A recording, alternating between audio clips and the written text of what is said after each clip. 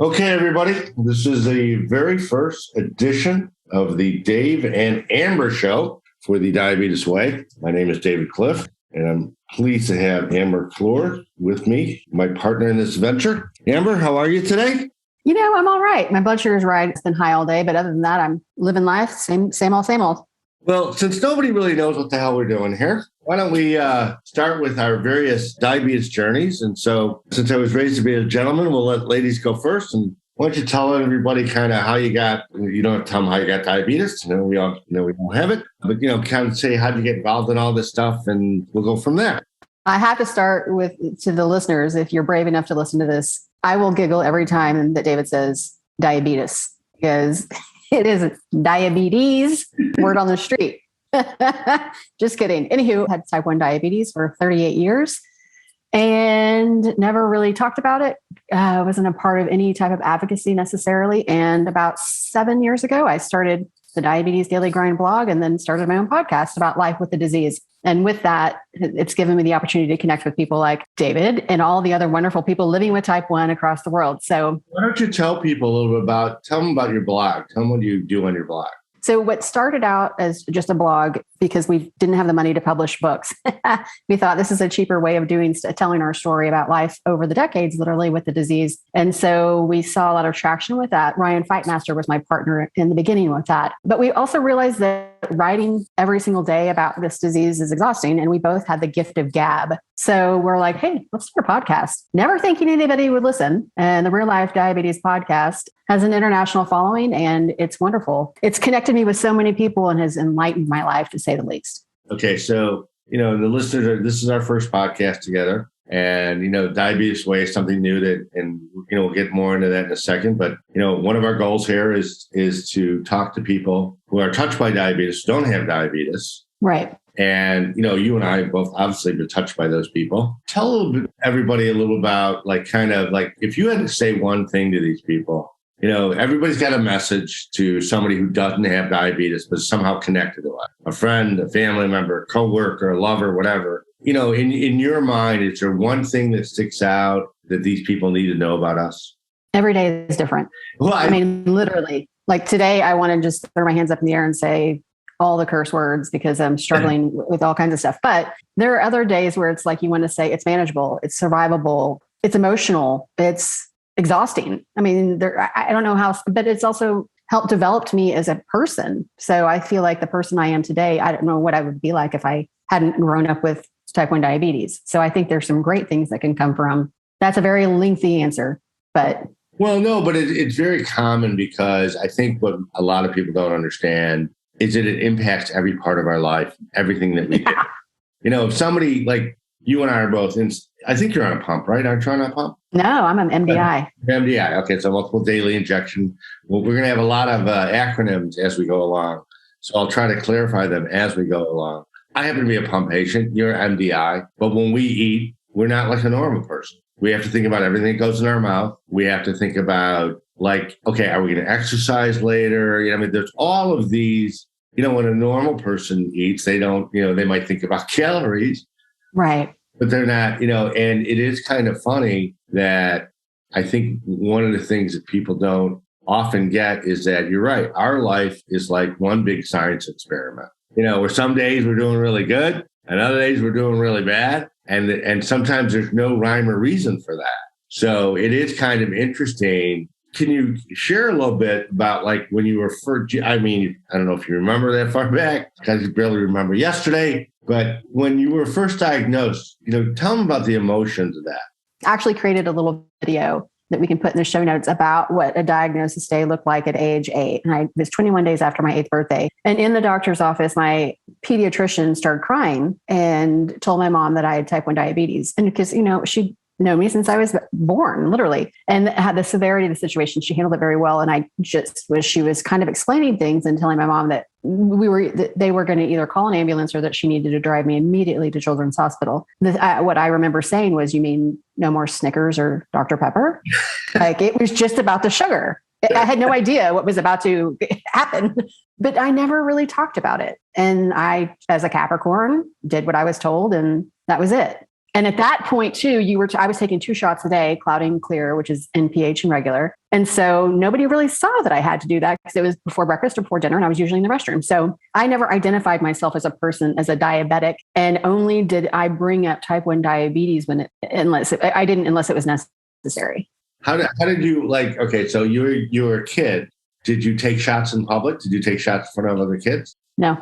Yeah. Okay. And I never did that intentionally. I really don't feel like it, but I will say now that I'm in my mid 40s and still being such good friends with all those women that I was friends with as a child, we now talk about those things and they're like, Amber, why didn't you ever tell us? Or why didn't you do it in front of us? And I said, they're like, you hid it. And I was like, I never hid it intentionally. I just didn't think it was anybody's business, I guess. And so I'm lucky to be alive. I'll just say that from those years.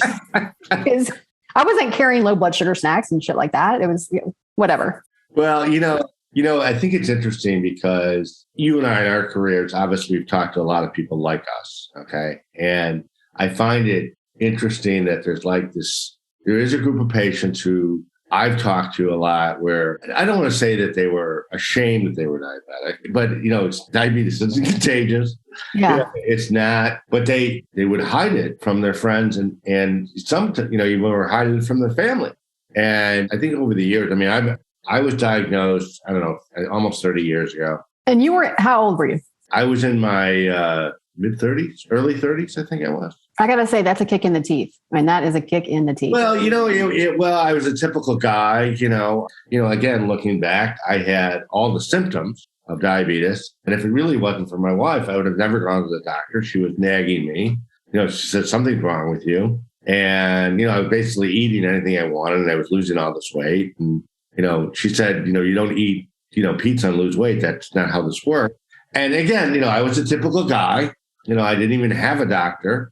So I said, Deb, if you, find me a doctor, I will go. She did. He knew right away. I don't know if I can't say I was scared. I met some people who had diabetes. I kind of okay, I might as well learn about this. I kind of delved into the whole diabetes thing. I wanted to be proactive, not reactive.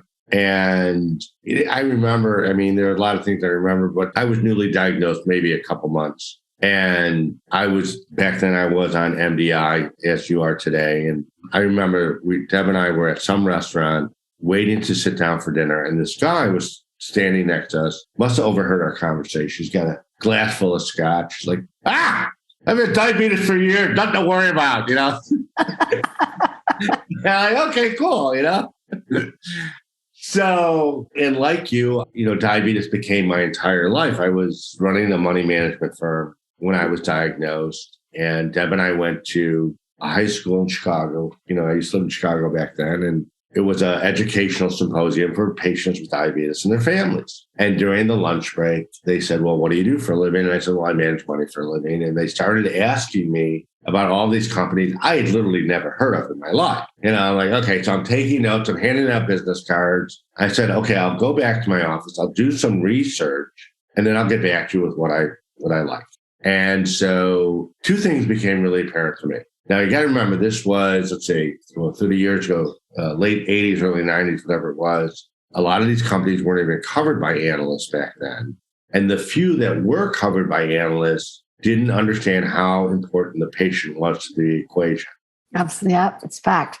And things were different back then, healthcare-wise, than they are today. And I kept looking for better. If you're going to make a quality investment decision, you have to have quality information. Right. Couldn't find what I wanted. And I was in my office one day with a client of mine who happened to work for Abbott Lab, but wasn't in their diabetes division. And he basically said, Dave, if you think there's a market for this kind of investment research, why don't you just do it yourself? So I'll tell you how long ago this is. Here we are. We live in a day of, blogs and apps and all that stuff. When I started writing Diabetic Investor, it was a print publication that I sent through the snail mail. I was charging, I think it was $69 a year for a subscription. And all of a sudden, this hobby, I never expected Diabetic Investor to amount to anything. I started as a hobby. Next thing you know, quoted in the Wall Street Journal and the Washington Post. And next thing you know, I'm on radio, then on television. And all of a sudden, this hobby is a business. So I told Deb I wanted to sell my money management firm and I wanted to spend full time doing Diabetic Investor. And she thankfully said, that's good. And so we did. And then, kind of like I started, I transformed Diabetic Investor from a print to an electronic publication. Yeah. Like yourself, I have the Wacky World of Diabetes podcast.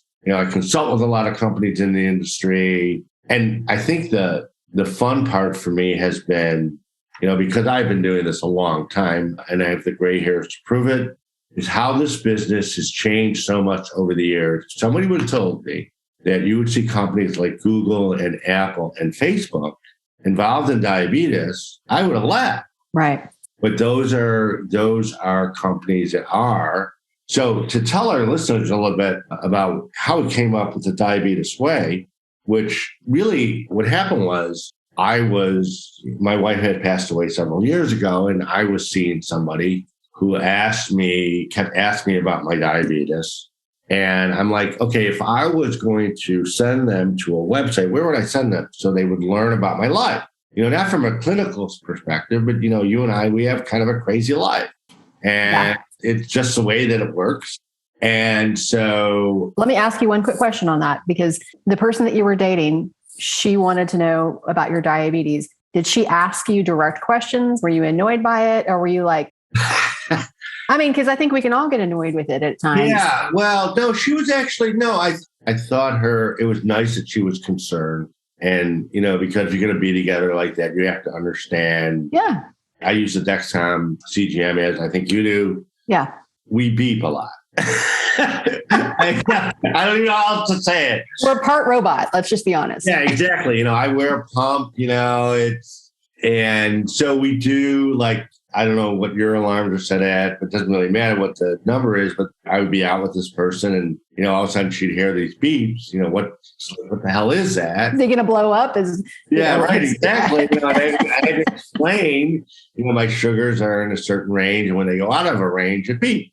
And so having been involved in this world for, so long, I couldn't find anywhere that if I was going to send her to somewhere to get educated, where would it be a good place? Because they were all these stuff was written for me, nothing was written for her, because she doesn't have the disease, but she wants to know what my life was like. But then also with that too, the information that you found that was made for us is clinical. It's has to be, and not to be disrespectful, because they probably did the best that they could, but they within certain boundaries. Well, yeah. Where these conversations are real life diabetes and what people need to hear. Yeah. Well, I think the more I thought about it, the more I thought about it, I'm like, okay, well, I'm a guy with diabetes. Okay. And guys have certain sets of issues.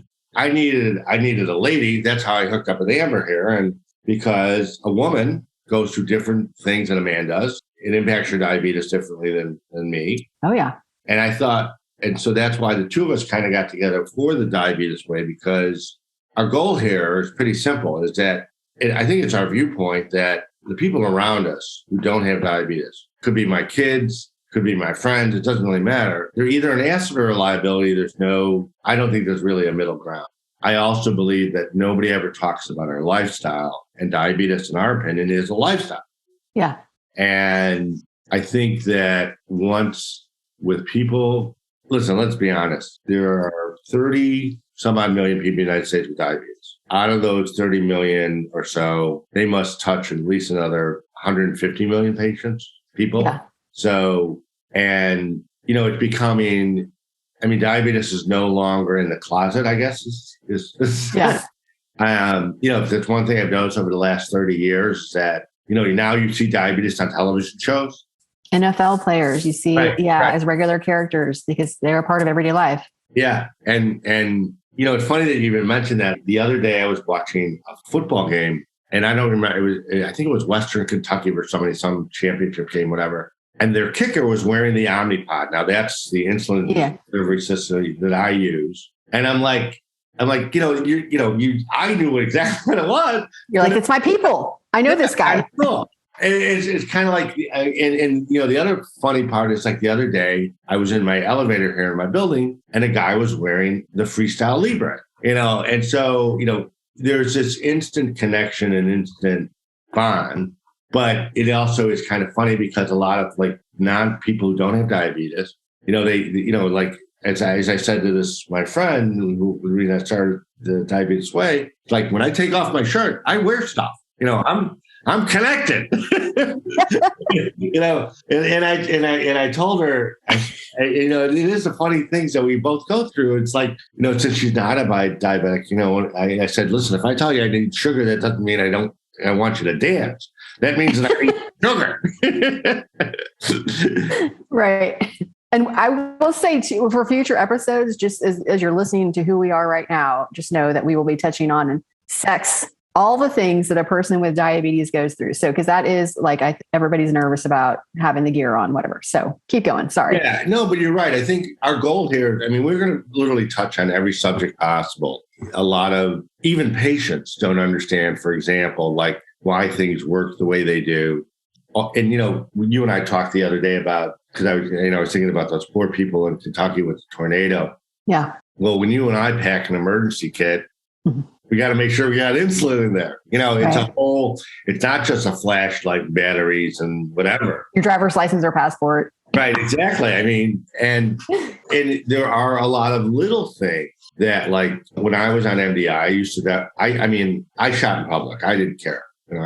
I'd whip out my pen, boom, although it used to drive Deb crazy because I would shoot through my shirts, but I didn't care. I needed insulin, boom, shoot. But I think what people will learn from us and our guests as we cover all these different subjects, no matter what it is, I think they'll have a better appreciation that, hey, yes, this is a chronic disease state, but it is manageable, but it is a kind of a roller coaster ride. Now, you and I are both type 1. Okay, so we're insulin dependent. We must take insulin. There are patients with diabetes who don't need insulin. Okay, but they also have the same problems we do. In our opinion, diabetes is diabetes. How you treat it is different. And, and we'll talk about all of this stuff. I think what's really good about where we're going with this is that anybody who's listening to this is probably here because they found us through somebody who probably had diabetes. Yeah. Heard them to our site or our webcast.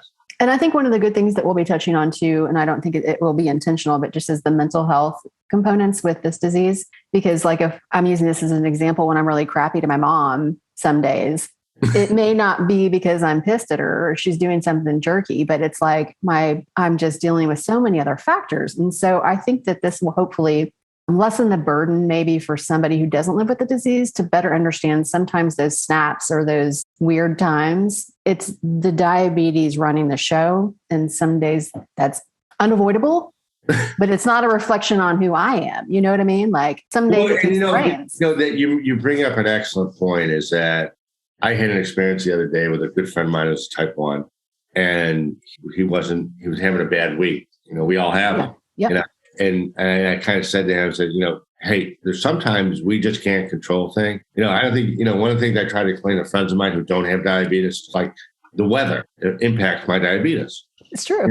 So as everything does. The weather, and so we're going to, I think the greatest thing that we're going to be able to do for everybody, both people with diabetes and those who are touched by it, is I think we'll give them a better appreciation for, okay, this isn't, I wouldn't wish diabetes on anybody. However, it is manageable. And the people around us, the more they know about our life, the more they know about how we're doing this, the better they can interact with us. Because I think just going back to my example why I wanted to start the Diabetes Way, I thought it was really nice that she was concerned enough to want to know about it. Right. And you could tell she wanted to be, unfortunately for us, we have to deal with issues like, hypoglycemia when our blood sugar drops. Yeah.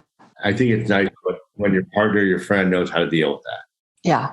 I think about, using this as a weird example. This will tell the listeners exactly how my mind works. But I think about when if you're going on a date or you're going to dinner with your girlfriends or whatever, and they say, well, where do you want to go? And all I can think about is all the restaurants and all the things and what can I eat there? I have dietary restrictions, chosen ones. But I'm, in my mind, I'm going through this list of all this other shit. And I'm just like, it's one more decision that I would have to make. So there's been so many times where I'm like, I just want you to take care of it. I'll go anywhere. You just take care of it. Because I don't know if you feel like that, but we have to make 183 other life-threatening decisions every day. I'm exhausted. Yes. It's funny. I don't remember who did that. Somebody did that. It was a study or something. I don't remember who did it. Said a person with type 1 diabetes has to make X amount of decisions every day. Yeah. I mean, it was a phenomenal number. I mean, and that's, beyond what a regular person has to do. But I agree with you. I think both you and I have the same thing. We're not victims. Okay. We have diabetes. Right. Okay. We don't like having it. Okay. But right. It is manageable. You have good days, you have bad days. So I think that, I think the message I want to leave everybody here is that, you'll find as they go through these different podcasts, it'll be kind of it can be an enlightening experience, could be scary. Yeah. We're going to be there for them. We'll answer any questions that they have. They're going to on the website to ask us questions directly. We will answer all the questions. Anything else you want to tell these wonderful folk out there? Because we're going to have a lot of these podcasts and they got to know what's coming. I think for us, it's going to be one of those, especially with the asking us questions. Ask us so you don't have to, and I say that loosely. I hope you have a level of communication with your partner, loved one, whomever it is that has diabetes, but we can help lessen that burden and maybe not piss them off. So you'll understand going into that conversation or know some signs if there's something wonky going on or how to react in a compassionate way. Like I feel like this podcast in particular is going to be a tool, not only for, I'm going to say the medical community, but obviously for the loved ones these are things you need to know that are going on in our minds. And if you have the tools and little things like this, which this is free, I mean, this is going to help your relationship no matter how it plays out. Would you agree? Yeah, And well, I think the good thing too is that all of our registered users, they got to get on the site, they got to register. Yeah. But we got some great swag to give away.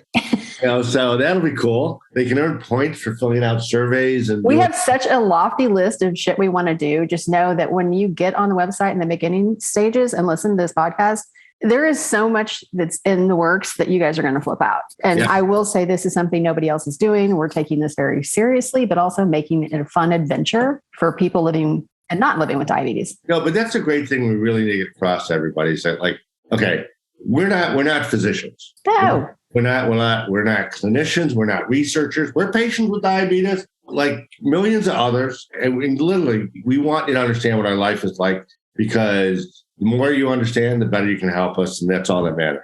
So this is Dave and Amber signing off for podcast number 1. And there's a lot of these things, so listen to them all.